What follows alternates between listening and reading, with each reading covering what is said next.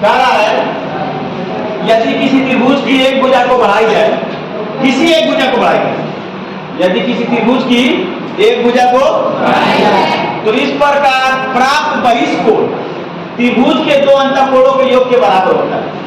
जो बहिष्कोण होता है वो त्रिभुज के दो अंतःकोणों के योगफल के क्या होता है? पहले आप जानेंगे बहिष्कोण किसे कहते हैं, समझ लीजिए। क्या है?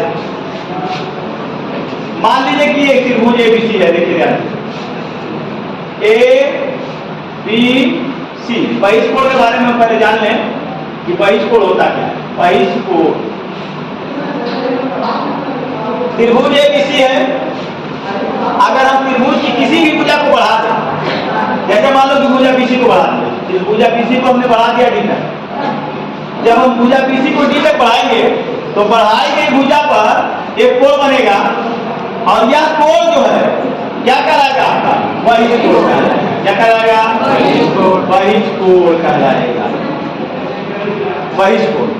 और जो बहिष्कोण होता है वो त्रिभुज के दो अंतःकोणों के योगफल के बराबर होता है। ये वाला कोण नहीं लेंगे, यहाँ पर बहिष्कोण बनेगा उस कोण को नहीं लेंगे, उस कोण को छोड़ देंगे।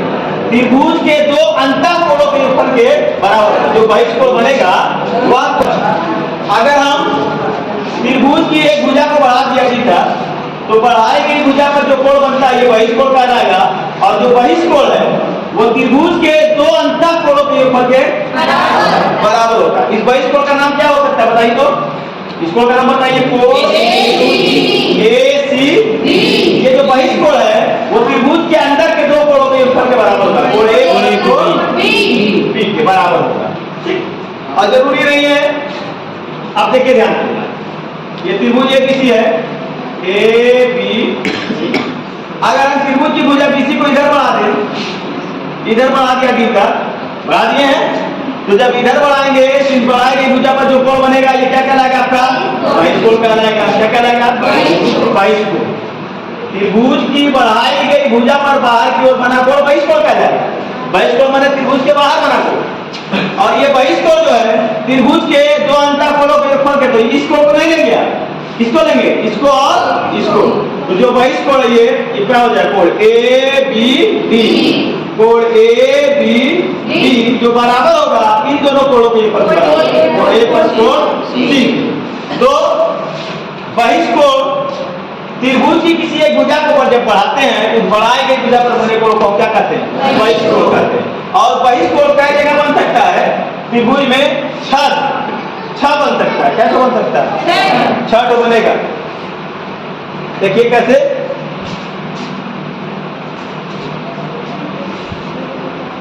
हम देख लेते हैं। ये त्रिभुज है, ठीक है।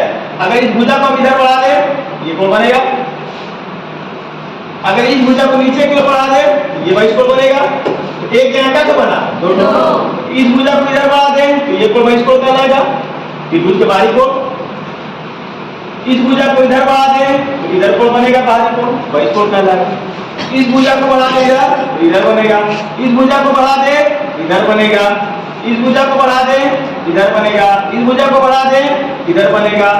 इस भुजा को बढ़ा दे इधर बनेगा। तो बहिष्कोण का बनेगा आपका छह बहिष्कोण बनेगा। और जो बहिष्कोण होता है यानी जो बाहरी कोण होता है उसको सामने इसको छोड़कर त्रिभुज के दो कोणों के योगफल के क्या होता है? बराबर होता है। तो हम इसी को पढ़ना है, इसी परिमेय को सिद्ध कर रहा है। कारण यदि किसी त्रिभुज की एक भुजा को बढ़ाई जाए तो जो बहिष्कोण प्राप्त होगा वो बहिष्कोण त्रिभुज के दो अंतःकोणों के योगफल के क्या होता है? बराबर होता है। इसी को हमको क्या करना है? सिद्ध करना है। चलिए सिद्ध करते हैं इसको। बहिष्कोण तो क्लियर हो गया।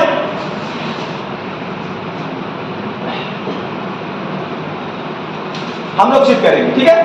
तो सबसे पहले सिद्ध करने के लिए हमको ज्ञात है, क्योंकि कहा किसी त्रिभुज की भुजा को बढ़ाया तो कोई त्रिभुज होगा तभी ना, तो लिखेंगे ज्ञात है। ज्ञात है कि त्रिभुज ए बी सी में, ए बी सी बना लेते हैं। ए बी सी में भुजा बीसी को, किसी भुजा को आप ले सकते हैं, हम बीसी को ले रहे हैं, भुजा बीसी को टी तक बढ़ाया गया।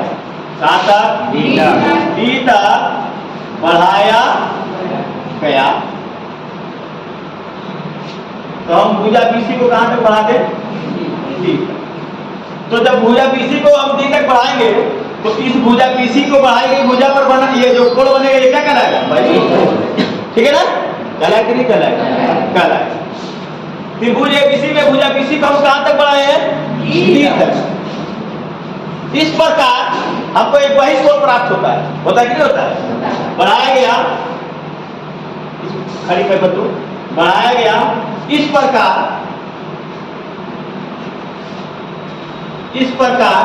यहाँ पे इस कोण का नाम डाल दो कोण 4 आसानी के लिए जरा सा, ठीक है ना? आसानी के लिए अब ये त्रिभुज के इस पहले कोण को हम कोण 1 मान लें, दूसरे कोण को कोण 2 मान लें और तीसरे को क्या मान लें? 3, और जो बाहरी कोण बना उसको क्या मान लें? 4। इस प्रकार कोण 4 बहिष्कोण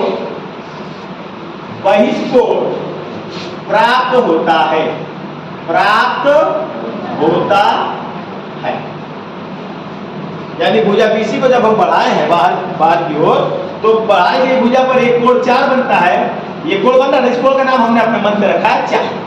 ठीक है, हम इस त्रिभुज में पहले कोण को कोण 1 मान लिया, इसको कोण 2 मान लिया, इसको कोण 3 मान लिया और बाहर जो कोण बना है बहिष्कोण उसको क्या मान लिया? 4 मान लिया। सिर्फ आसानी के लिए सिद्ध करने के लिए। ठीक, सिद्ध करना है। सिद्ध क्या करना है? पर ये कह रहा है कि जो बहिष्कोण होता है त्रिभुज के दो अंतःकोणों के योग क्या होता है? बराबर होता है। तो बहिष्कोण क्या है? कोण 4 बराबर होगा किसके? कोण 1 प्लस कोण। इससे कोई मतलब होगा नहीं इस पर करने का। ठीक है, इस पर अगर बढ़ेगा किस कोण को नहीं लेंगे, इस कोण को छोड़कर इन दोनों कोणों के योग के बराबर होगा। ये सिद्ध करना है कि जो बहिष्कोण है वो त्रिभुज के दो अंतःकोणों के योग के क्या है? बराबर। चलिए सिद्ध करते हैं उत्पत्ति में, ध्यान दीजिएगा। उत्पत्ति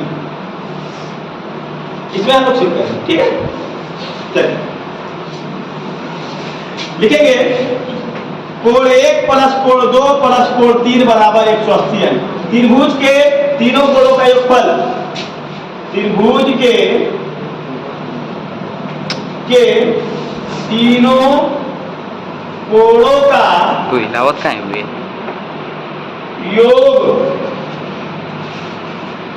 त्रिभुज के तीनों कोणों का हम जानते हैं कि त्रिभुज के तीनों कोणों का योग कितना होता है?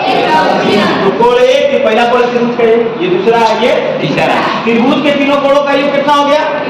किसी को दिक्कत बताइए? नहीं। इसके बाद देखिए, आप ध्यान दीजिए, कोण 3 प्लस कोण 4 बराबर 180 अंश। देखिए कोण 3 प्लस कोण 4 बराबर किस नियम से? वेरी गुड, रेखीय युग्म से। हो गया। अब देखिए ये तीनों कोण मिला के क्या डिग्री और ये दोनों कोण मिला के क्या डिग्री, यानी ये तीनों ये दोनों के है कि नहीं है?